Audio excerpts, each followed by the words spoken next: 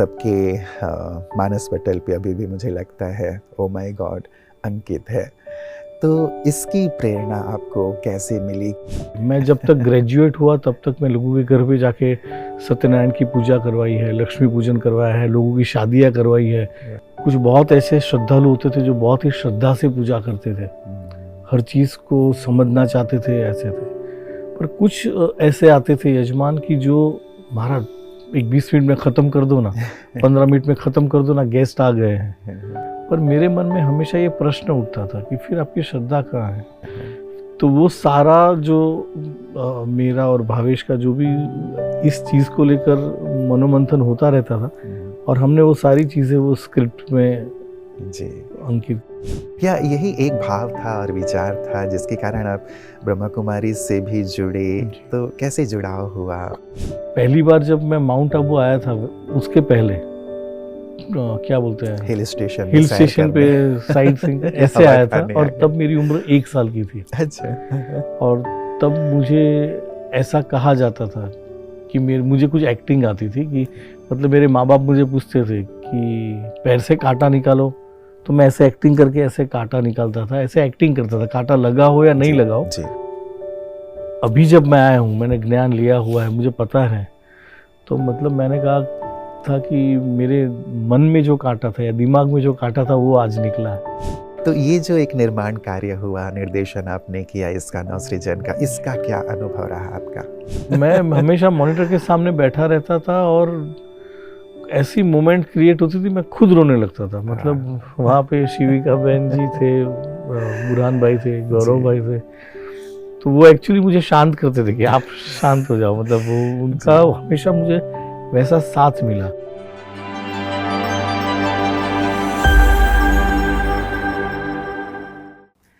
नमस्कार, mindful moments में आप सभी का हार्दिक स्वागत है। मित्रों, आज हमारे साथ एक ऐसी शख्सियत हैं जिन्हें आप बहुत ही नज़दीक से जानते हैं और जो फिल्म जगत में बहुत प्रख्यात हैं। आपने अपने कार्य से फिल्म जगत में एक बहुत ही सुंदर मुकाम हासिल किया है और राष्ट्रीय फिल्म पुरस्कार से भी आपको नवाजा गया है। ओ माय गॉड आपको याद होगा, एक ऐसी मूवी जिसने सबको झकझोर कर रख दिया था। साथ ही 102 नॉट आउट, इन सभी फिल्मों के माध्यम से आपने बहुत सुंदर एक सामाजिक संदेश दिया है। और साथ ही साथ अभी ब्रह्मा कुमारीज़ की नवनिर्मित एक्वा लेज़र शो, जो नवसृजन एक फिल्म है, इसका भी निर्देशन आपने किया है। बहुत ही सुंदर रूप से ये तैयार हुआ है और ब्रह्मा कुमारी से आप लंबे समय से जुड़े हुए हैं। तो आज हम बात करेंगे और मैं बात कर रहा हूँ फिल्म जगत के एक नामी हस्ती, निर्देशक भ्राता उमेश शुक्ल जी की। आइए उनके सफ़र, उनकी यात्रा के बारे में बात करते हैं, उनके अनुभवों से हम भी लाभान्वित होते हैं। उमेश जी, बहुत बहुत स्वागत, अभिनंदन है आपका। शुक्रिया। एक तो जैसे मैंने चर्चा की और सबके मानस पटल पे अभी भी मुझे लगता है ओ माय गॉड अंकित है। तो इसकी प्रेरणा आपको कैसे मिली? क्योंकि इसने सामाजिक मान्यताओं पर एक फिर पुनर्विचार के लिए सबको प्रेरित किया था और आध्यात्म की ओर चलने के लिए भी प्रेरित किया था। तो कहाँ से ये विचार आपके मन में आया? हाँ, ये विचार ऐसा था कि जब अभी भी मैं थिएटर तो करते ही हूँ, तो उस वक्त मैं थिएटर कर रहा था और मेरे एक मित्र हैं जो राइटर भी है, और उन्होंने भावेश मांडलिया, तो उन्होंने मुझे एक सब्जेक्ट नरेट किया कि ऐसा कोई सब्जेक्ट हो सकता है। तो जैसे उसने सब्जेक्ट का वन लाइन कहा कि इंसान जो है वो भगवान पे केस करता है, वो बात इमीडिएटली मेरे जहन में ऐसा क्लिक हुआ कि यार ये तो बहुत ही अच्छा, इस पे से नाटक बन सकता है और उसके बाद फिल्म भी बन सकती है जी। और फिर हमने उस नाटक की जो भी प्रोसीजर है लिखने की शुरुआत की। और क्या है कि मेरा बचपन बहुत ही ऐसे वातावरण में हुआ है जो संस्कार कहते हैं, क्योंकि मेरे ग्रैंडफादर, दादाजी, मेरे पापा, मेरे चाचा, वो सब कर्मकांडी ब्राह्मण थे।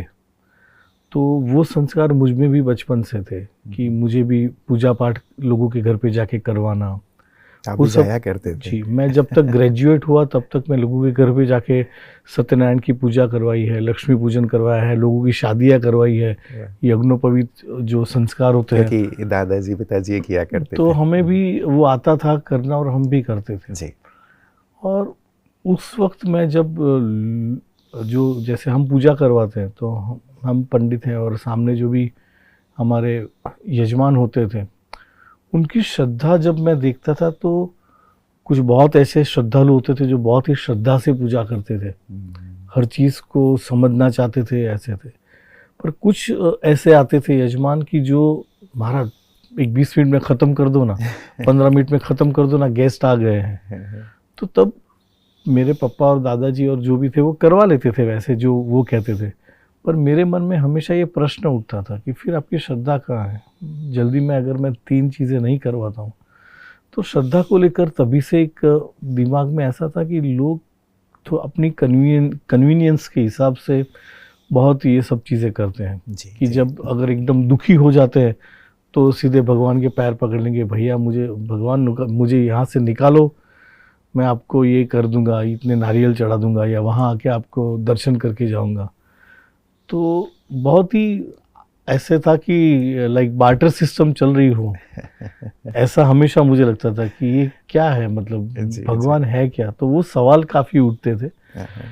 तो वो सारा जो मेरा और भावेश का जो भी इस चीज़ को लेकर मनोमंथन होता रहता था, हुँ, और हमने वो सारी चीज़ें वो स्क्रिप्ट में जी। अंकित की, और वो बिल्कुल, तो आपके मन में जो भाव थे, प्रश्न थे और ये सारे जो आपके अनुभव थे, उन सबको आपने उस फ़िल्म में डाल दिया और इसीलिए सबके विचार उस पे चले कि सचमुच इस पर विचार करना बहुत-बहुत आवश्यक है। जी। या यही एक भाव था और विचार था जिसके कारण आप ब्रह्मा कुमारी से भी जुड़े, जी। तो कैसे जुड़ाव हुआ और क्या विशेष आपके अंदर परिवर्तन आया यहाँ जुड़ कर के? हाँ, वो ऐसा था कि 2018 की बात है, 17 या 18, आई एम नॉट श्योर, पर 18 था 2018 में, जी। कि जब ओ माय गॉड की जो सफलता हुई थी और बहुत ही चर्चित हुई थी, तो ब्रह्मा कुमारी के जो बोरीवली सेंटर जो है मुंबई में, जी। वहाँ के दिव्या बेन और बिंदु बेन वहाँ थे, और उन्होंने मुझे संपर्क किया कि आप, हमने यहाँ पे वीर सावरकर गार्डन है, वहाँ पर हमने महाशिवरात्रि का बहुत बड़ा उत्सव किया है और सारे ज्योतिर्लिंग के आपको दर्शन होंगे, तो आप आइए। तो मैं एक अंदर से इंस्टिंक्ट था कि मुझे जाना चाहिए, क्योंकि मेरे घर के सामने ही एक सेंटर भी था, तो रोज़ मैं जब भी वॉक करने जाऊँ या आऊँ तो मैं ये राजयोग सेंटर देखता था। तो मुझे पहले पता नहीं था कि यहाँ योगा करवाते हैं, एक्सरसाइजेस करवाते हैं, क्या है। जी। तो उत्कंठा थी पहले से। तो जैसे ही मुझे इनविटेशन मिला और मैं वहाँ पर गया, तो मैंने जो दर्शन किए और वहाँ सब बहनों को मिला, दादियों को मिला, वहाँ के बाकी अपने भाइयों को मिला, तो सब इतने सुंदर भाव से सब हो रहा था। जी। फिर मैं कमरे में मुझे बिठाया गया और मुझे बेसिक जो ज्ञान होता है वो उन्होंने मुझे दिया, और फिर मुझे कहा कि आप कोर्स क्यों नहीं करते? तो मैंने कहा कि हाँ, मुझे करना है। और फिर वहाँ पे श्रेया बेन भी थे, नीता बेन भी थे, और मेरे जो जिन्होंने मुझे दिया ये कोर्स करवाया, वो नीता बेन थे। उन्होंने मुझे पूरा समझाया क्या है ब्रह्मा कुमारी इसके बारे में, और पूरा जो है वो मैंने लिया 8 दिन। और जब भी मैं सुनता या जब भी मैं बाबा जी के बारे में बात सुनता या ये ज्ञान के बारे में समझता, तो मैं अंदर से मुझे कुछ होता था कि मैं रो पड़ता था, या मुझे इतना मेरे जैसे जैसे मेरे सारे सवालों के जवाब मिल रहे हो। अच्छा, जो वो प्रश्न उठा करते थे, जब हाँ, हम ये सारी तो कथाएँ आदि करते थे, तो उनके जवाब आपको यहाँ उनके मिलने जवाब शुरू हो मिल गए। रहे थे। जी। फिर क्या होता था, कोर्स खत्म करके वहीं बाहर मेडिटेशन रूम होता था, तो वहाँ पर भी मैं बैठे रहता था 15 मिनट, 1 घंटा, 1.5 घंटा। तो मुझे इतना सुकून मिलता था, मुझे लगता था कि ये बहुत ही मतलब एनलाइटन है बाबा की, जिनसे मुझे जो भी दृष्टि मिल रही है वो बहुत ही काम कर रही है मेरे ऊपर। जी। तो वैसे मेरी शुरुआत हुई, और फिर उन्होंने कहा एक बार आप आबू आइए, माउंट आबू आइए, तो फिर आबू आना हुआ, माउंट आबू आना हुआ। तो एक मेरा, मैंने बहुत जब पहले आया था तब मेरा एक पूछा गया था मुझे कि क्या लग रहा है आपको? जी। तो मैंने उस वक्त बताया था ऐसे ही कोई अपने इंटरव्यू में कि पहली बार जब मैं माउंट आबू आया था, उसके पहले जब मुझे ज्ञान नहीं था, उसके पहले जब आया था तो मेरे माता पिता के साथ जैसे घूमने आते हैं वैसे एज अ क्या बोलते हैं, हिल स्टेशन पे साइट सीइंग ऐसे आया था। और तब मेरी उम्र 1 साल की थी। अच्छा। और तब मुझे ऐसा कहा जाता था कि मुझे कुछ एक्टिंग आती थी, कि मतलब मेरे माँ बाप मुझे पूछते थे कि पैर से कांटा निकालो, तो मैं ऐसे एक्टिंग करके ऐसे कांटा निकालता था, ऐसे एक्टिंग करता था, कांटा लगा हो या नहीं लगा हो, या एक बार लगा होगा और मैंने निकाला था, तो मुझे वो याद था।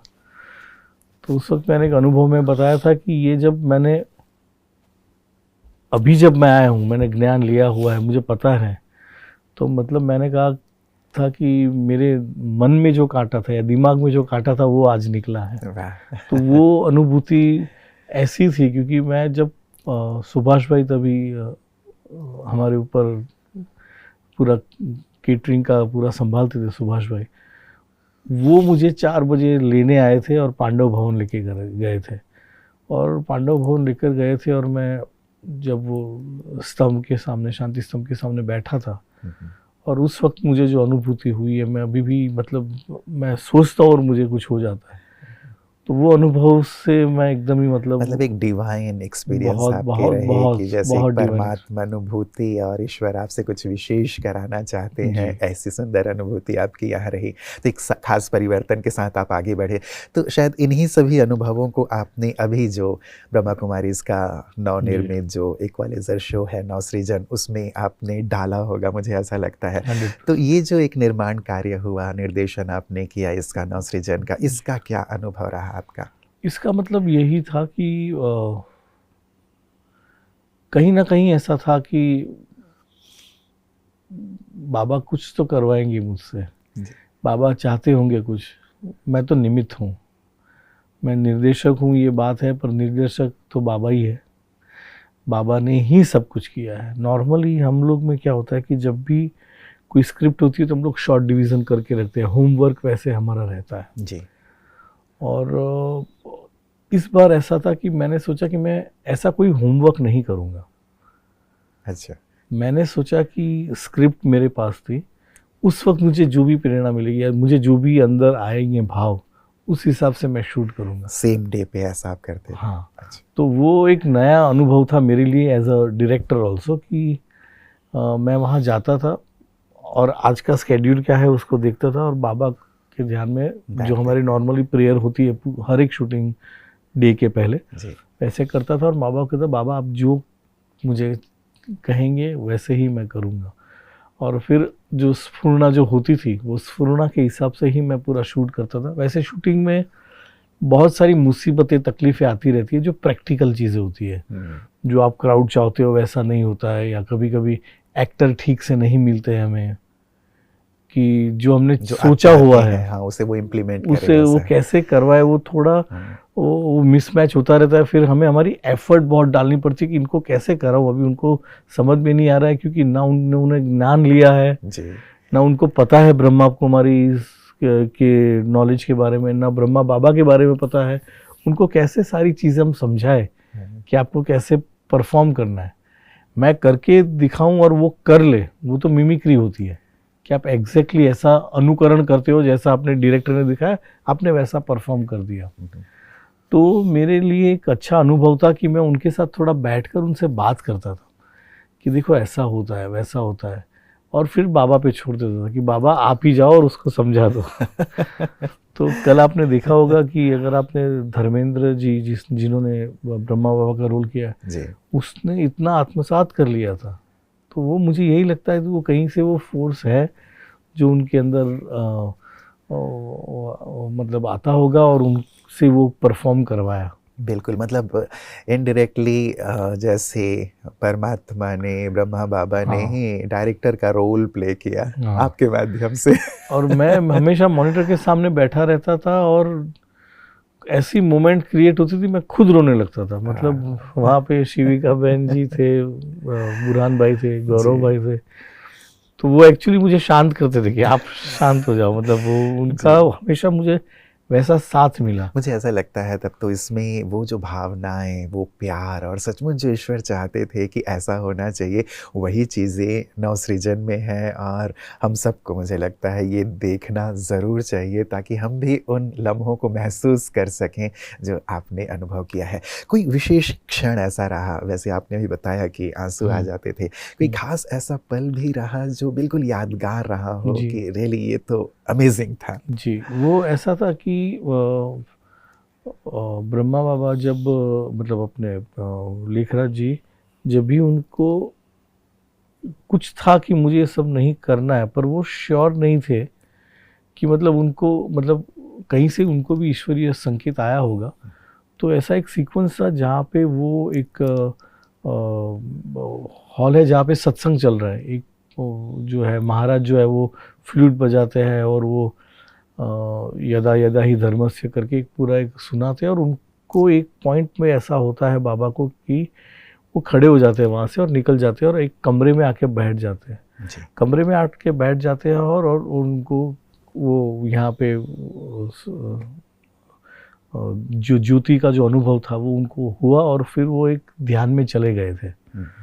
तब वो जो सीक्वेंस था वो इतना, अदरवाइज जब आप शूट करते हो तो इतना टेक्निकल था कि उनका निकलना बैठना, फिर डीओपी जो हमारे कैमरामैन थे वो मयूर बोलते थे कि यहाँ पे ये लाइट चेंज होगी, लाल लाइट होगी, फिर लाइट से ये लाइट होगी। तो वैसे ही इतना टेक्निकल था ये कि आपको कोई हिसाब से वो अंदर से आपको बहुत टेक्निकली तभी एग्जीक्यूट करते हो। पर वो जो सीक्वेंस था कि जब वहाँ आके बाबा बैठ जाते हैं और जैसे ही लाइट चेंज होती थी, मतलब मैं तो वहाँ फूट फूट के रोने लगता था। मतलब जब वो उनको जब वो यहाँ पे ज्योति का अनुभव होता था, वो क्षण ऐसा था कि मैं रोक नहीं पाता था अपने आप को। और क्योंकि शूटिंग में बहुत सारे रीटेक्स होते रहते हैं टेक्निकल वजह से कि वो लाइट ठीक से नहीं आई तो फिर से करते हैं। जी। और पहले लॉन्ग शॉट लिया, वाइड शॉट लिया, अभी थोड़ा टाइटर में और एक बार ले लेते हैं, अभी सिर्फ फेस का ले लेते हैं। तो इतना टेक्निकल होता है, तो जितनी बार वो होता था उतनी बार मैं अंदर से एग्जॉस्ट होता था।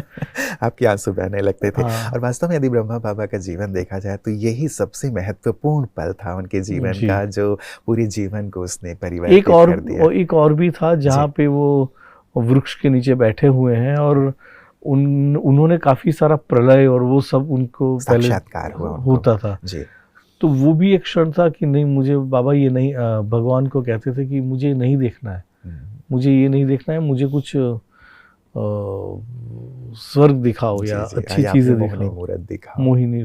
तो वो जो सीक्वेंस था वो भी मेरे लिए बहुत ही ये था। और एक सीक्वेंस था जहाँ पे वो अपना शरीर छोड़ने वाले हैं और उस वक्त प्रकाशमणि दादी जी जो रिद्धि शुक्ला ने परफॉर्म किया जी। तो उनको अब सारे पावर्स जो है उनको दृष्टि से और वो सब देते हैं हाथ में हाथ रख के, और जब वो शरीर का त्याग करते हैं वो सीक्वेंस, मतलब अभी मैं सोच के मुझे कुछ होता है। जी, नहीं, आपके अनुभव सुनकर के ऐसा लग रहा है कि हम सब ज़रूर जो उमेश शुक्ल जी ने अनुभव किया है और अपनी पूरी जैसे लगा दिया है, जी जान लगा दिया है इस नवसृजन को निर्मित करने में, सचमुच ये लाइफ को चेंज करने वाली एक ऐसी चीज़ कृति तैयार हुई है जो हम सबको एक बार अवश्य देखनी चाहिए, जो हमारी मूल्यों को, जीवन को परिवर्तित अवश्य करेगी, ऐसा मुझे भी लग रहा है। शुक्ल जी, विशेष अब फिल्म उद्योग की बात यदि हम करें तो आजकल फिल्म उद्योग की मांग अलग है और हमारी आध्यात्मिक मूल्य अलग हैं। आप एक आध्यात्मिक जीवन शैली को अपना के चल रहे हैं, तो इन दोनों के बीच कैसे संतुलन बना के चलते हैं? संतुलन में यही होता है कि आप जो है अंदर से वो कहीं ना कहीं आपके सिनेमा में, आपका जो भी कार्य करते हो, whether I am doing a theatre और वेब सीरीज और फिल्म, वो कहीं ना कहीं वो जो है वो रिफ्लेक्ट करती है जी। तो कहीं ना कहीं अगर जैसे फिल्मों में नेगेटिव कैरेक्टर्स भी बहुत होते हैं, पॉजिटिव भी बहुत होते हैं, तो जब भी नेगेटिव कैरेक्टर्स का भी करते हो तो आप अपनी थोड़ी एक अमान्य, क्या बोलते हो, वो थोड़ा एक लाइन जो है वो आप ड्रॉ करके रखते हो कि इससे आगे हम नहीं दिखाएंगे ज़्यादा। ताकि लोगों के दिमाग में और इम्पैक्ट गंदी चीज़ों का ना पड़े। जी। तो कहीं ना कहीं अगर आप में कुछ उस तरह के संस्कार रहते हैं तो आप थोड़ा संभल के उस चीज़ों को एग्जीक्यूट करते हैं, ये मुझे लगता है। तो ये बैलेंस जो करने वाली बात है वो यही होती है कि आप जो भी कार्य करें आप अपने आप को रिस्पॉन्सिबल समझे, आपके अपने जिम्मेदार समझे कि जो भी हो रहा है वो उसके लिए आप जिम्मेदार हैं लोगों तक ये बात कन्वे करने के लिए। तो you have to be very careful when you are shooting it. बिल्कुल बिल्कुल, और इसमें हमारी आध्यात्मिक मूल्य बहुत महत्व रखते हैं और मदद करते हैं कि हम कैसे संयमित रूप से बातों को लोगों के सम्मुख रखें। आजकल दौर OTT प्लेटफॉर्म का आ गया है जहां ओपनली सब चीज़ें परोसी जा रही हैं और ज़्यादातर वल्गर चीज़ें हैं या हिंसात्मक चीज़ें हैं, ये सारी चीज़ें। क्या लगता है आपको कि कितना ये हमारी सोशल वैल्यूज़ पर या जो हमारे यूथ हैं उनके मन को प्रभावित कर रहा है? काफ़ी हद तक। क्या है एक्चुअली ये जो आप देख रहे हो, जैसे हम कोई भी क्रिएशन करते हैं, वो जो क्रिएशन होता है वो क्राइसिस से ही क्रिएट होता है। क्राइसिस होती है उससे क्रिएशन होता है। और आजकल की क्राइसिस ये है, ऐसा नहीं है कि जो भी फिल्म मेकर ऐसा दिखा रहे हैं वो बिल्कुल ही कुछ गलत दिखा रहा है। वो भी समाज का ही दर्पण है। मतलब वो भी जो भी मेकर्स होता है उन्होंने कहीं ये देखा हुआ है, उसका ये रिफ्लेक्शन है जो दिखा रहे हैं। तो उसमें कोई आपत्ति नहीं है कि जो हो रहा है आप दिखा रहे हो, पर मुझे हमेशा ये लगता है कि उसका कोई सोल्यूशन भी सामने दिखा दो, ताकि जो भी भटके हुए लोग हैं जिनमें वो इतनी हिंसात्मक चीज़ें अंदर से हो रही है because of whatever their consumption of drugs हो या उनके साथ उनको जो भी स्ट्रेस आता है उसको टैकल करना नहीं आता है, उसके लिए वायलेंट हो जाते हैं या जो भी होता है, तो उनको संभालना कैसे, उसका एक सोल्यूशन भी कहीं ना कहीं दे दो। बिल्कुल बिल्कुल, जो मतलब केवल नकारात्मक पक्ष ही ना रखा जाए, लेकिन उसके बाद एक जो उसका सकारात्मक पहलू है या एक सुंदर संदेश है वो चीज़ भी ज़रूर उसके साथ ऐड किया जाए। बिल्कुल बिल्कुल। जैसे रावण और राम का जो युद्ध है, तो आप रावण दिखाओगे तो ही राम जी की जो वैल्यूज थी वो अपने आप बाहर आती है। तो दोनों चीज़ें है ही, मतलब बिल्कुल बिल्कुल बिल्कुल। लेकिन कई बार ऐसा लगता है कि वो चीज़ें बहुत ज़्यादा हावी होने लगी हैं, लोग उसी को फॉलो करने लगे हैं, हिंसात्मक होने लगे हैं या अश्लीलता ही जीवन बन गई है, कई बार ऐसा लगने लगता है। दिखाने में वो ड्रामेटिक होती है, कोई भी आप हिंसा या कोई भी वल्गर चीज़ें देखो तो उतनी ड्रामेटिक होती है कि लोगों का आकर्षण वो ड्रामेटिक चीज़ों पे चला जाता है। और जहाँ तक आध्यात्मिकता की बात है वो इतनी अंदरूनी है, वो इतनी इंटरनल है, वो आपको बाहर दिखाने की ज़रूरत नहीं है कि मैं आध्यात्मिक पर्सन हूँ या वो अंदर की बात है। बिल्कुल, अब वहीं अंदर ले जाने की शायद एक बड़ी जिम्मेवारी जैसे आप निभा रहे हैं वैसी अभी आवश्यकता हो गई है कि थोड़ा अंदर भी ले करके चले ताकि उस सुकून को भी लोग अनुभव कर पाएँ।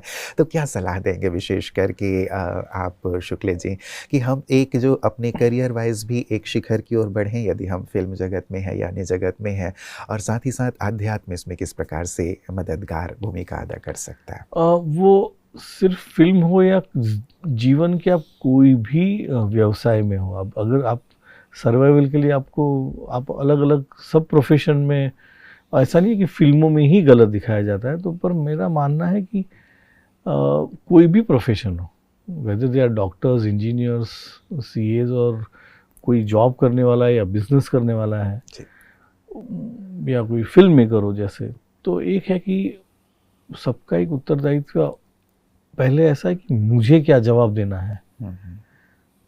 जब मेरी आत्मा जो क्या कह रही है या मेरी आत्मा को किस तरह मुझे क्लीन रखना है, मतलब क्लीन तो रहती है आत्मा से, तो कोई वो नहीं है, आत्मा ही होती है, पर जो हम सर्वाइवल के लिए जो थोड़े करप्ट होते हैं वो करप्शन को न रखें, मतलब करप्शन को साइड पे रख के उनको शुद्धिकरण, जैसे मन का शुद्धिकरण है वैसे वो उस शुद्धिकरण पे काम करें। अपने आप पे पहले काम करने की बहुत ज़रूरत है। हम जब भी सोसाइटी की सेवा करें तो पहले कहते पहले अपने आप को, दूसरों की जय से पहले खुद को जय करो, मतलब पहले खुद पे काम करने की बहुत ज़रूरत है। और अगर वहाँ पे अगर वो आप शुद्ध हो जाते हो या आप में सारे विचार और वो सारी चीज़ें सही हो जाती है, तो वो रिफ्लेक्शन जो है वो आपके कार्य से जो है वो सब जगह वो अच्छा ही होता है। बिल्कुल। और इसे एक मनुष्य करेगा, वैसे 2 करेंगे, 3 करेंगे, ऐसे करोड़ों में लोग अगर इस ज्ञान को समझे या अध्यात्म को समझे, कोई भी रिलीजन का बंदा हो, उसमें ज़रूरी नहीं आप हिंदू है, मुस्लिम है, क्रिश्चियन है या जो भी है, आप अपने उस पे जो भी आपका एक वहाँ का जो एक अध्यात्म का क्या कहते हो, जो भी ज़रिया हो, वो ज़रिए को समझे और उसको उनका साक्षात्कार करने की कोशिश करे, तो एक अगर मनुष्य सुधरेगा तो वो दूसरे को सुधारेगा, तीसरे को, और वैसे मुझे लगता है कि पूरी दुनिया जो है वो सुधर अपने जाएगी। ठीक और सुधर जाएगी। बिल्कुल, मतलब शुरुआत हम खुद से करें, एक रिस्पॉन्सिबिलिटी फ़ील करते जी। हुए कि मैं खुद को प्रकाशित करूं ताकि ये प्रकाश औरों तक पहुंचे। ब्रह्मा कुमारी इस प्रकाश को लाने में कितनी मददगार हैं आपके अनुभव से? काफ़ी हद तक जी। इतने 110 कंट्रीज और कितने सेंटर्स, अगर मुझे याद नहीं, पर कितने सेंटर्स होंगे हमारे। जी। और वो हमेशा उनकी कोशिश ये रहती है कि लोग ये ज्ञान को समझे, अपने जीवन में उतारे, और उससे काफ़ी फ़र्क पड़ता है। मतलब ये जब भी शो का निर्माण करने की बात हुई थी और मृत्युंजय भाई से मिलने का हुआ था, तो हमेशा ऐसा ही होता है कि जो बजट होता है वो हमेशा ऐसा रहता है कि कैसे कर पाएंगे इतने में। जी। पर वो बाबा ने एक बार सोचा होगा कहीं पर कि इसका संदेश या ये ज्ञान जो उनको मिला था, उनको जो साक्षात्कार हुआ था, वो लोगों तक कैसे पहुंचा है। तो वो उनकी इच्छा थी कि ऐसा होकर रहेगा। तो फिर हमें कोई मुसीबत कुछ ऐसा हुआ ही नहीं। हमने पता नहीं कहाँ से सारी चीज़ें मैनेज हो जाती थी। तो मैं यही मानता हूँ कि अगर आप ऐसी एक डिवाइन फोर्स को आप अगर मानते हो, तो सारी चीज़ अपने आप होती है। बिल्कुल, बिल्कुल। मतलब हम ये ईश्वर पे विश्वास रख के आप आगे बहुत बढ़ो तो ईश्वर की मदद मिलती चलती है और कार्य सफल होते सफल हो चलते जाता हैं। है। बस एक आपका होना चाहिए कि आपका इंटेंशन सही हो, जी। आप किसी के साथ चीटिंग ना करें, और बस आप काम करते रहो। बहुत और सुंदर। है बैठा हुआ है वो बाबा, सब करवाते हैं और करते हैं। चलिए, बहुत बहुत शुक्रिया शुक्ला जी, बहुत अच्छा लगा आपसे बात करके। लग रहा है कि बातचीत करते ही रहें आपसे, आपके अनुभव लेते रहें। बहुत अच्छा लगा, आप बारंबार यहाँ पधारें, अपने अनुभव हमारे साथ साझा करें। दिल से आपका बहुत बहुत शुक्रिया। Thank you. मित्रों, कितनी ही खूबसूरत बातें, जीवनोपयोगी बातें मैं ये कहूँगा कि जब हम स्वयं को प्रकाशित कर लेते हैं या अंतर्मन में कुछ सुंदर बातों को लेकर चलते हैं, आध्यात्मिक बातों को, संस्कारों को, तो बाहरी चीज़ें सब सहज होती चलती हैं। और उनमें से एक चीज़, ईश्वर पर भरोसा रख कर के एक शुद्ध मन से कोई कार्य हम करते हैं तो उसकी मदद हमें मिलती है और कार्य में कोई अवरोध आता ही नहीं। जैसे शुक्ल जी कह रहे थे, नव सृजन जो निर्मित हुआ है, सचमुच ईश्वर की बहुत ही सुंदर अनुभूति के साथ, उनकी मदद के साथ तैयार हुआ है। तो हम सब भी ये लक्ष्य ज़रूर रखें कि हम भी इसे एक बार अवश्य देखेंगे और इसमें जो भावनाएं हैं, इसमें जो एक जीवंतता है, इसमें जो कथा है प्रजापिता ब्रह्मा बाबा के जीवन की, उनके संघर्ष की, परमात्मा अनुभूति की, और वो जो देना चाहते हैं ब्रह्मा कुमारी इसके माध्यम से सारे संसार को, वो सब कुछ इसमें समाहित है। तो हम भी ज़रूर इसे अवश्य देखेंगे। और साथ ही जो चर्चा हमने जीवन यात्रा या इनकी संघर्ष यात्रा कह लें या अनुभव यात्रा कह लें शुक्ल जी की, जो हमने सुनी है, उसकी भी सुंदर बातों को आत्मसात करेंगे, अपने अनुभवों में लाएंगे और जीवन में आगे बढ़ेंगे। मित्रों, आपके मन में जिज्ञासा पैदा हो रही होगी कि नव सृजन जो इक्वलाइजर शो है वो हम कहाँ देख सकते हैं। ब्रह्मा कुमारी इसका हेडक्वार्टर्स है माउंट आबू में। शांतिवन में भी उसका बहुत सुंदर बड़ा सा परिसर है जो आबू रोड में स्थित है। वहीं दादी प्रकाशमणि विजडम पार्क है जहां ये सुंदर एक्वा लेज़र शो दिखाया जा रहा है। इसकी शुरुआत हुई है इसी महाशिवरात्रि से। तो आप सभी का हृदय से हार्दिक हार्दिक अभिनंदन है। आप सभी यहाँ आएँ और इसे निःशुल्क रूप से देख करके अपने जीवन में एक अतीन्द्रिय आनंद की अनुभूति करें और एक श्रेष्ठ परिवर्तन पथ की ओर, ईश्वर की ओर, आध्यात्म की ओर बढ़ें। नमस्कार।